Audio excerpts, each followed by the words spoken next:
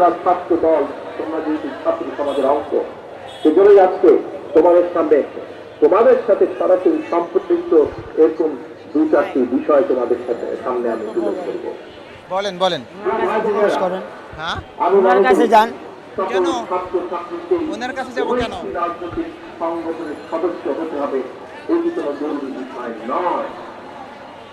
তবে প্রত্যেক শিক্ষার্থীকে যার যার অঙ্গনে সফল হওয়ার জন্য নিজেদেরকে যোগ্যতম হিসাবে গড়ে তোলার প্রচেষ্টা থাকা সবচাইতে বেশি জরুরি। তোমরা তোমাদেরকে যোগ্য নেতৃত্ব হিসেবে গড়ে তুলবে, এটি জরুরি।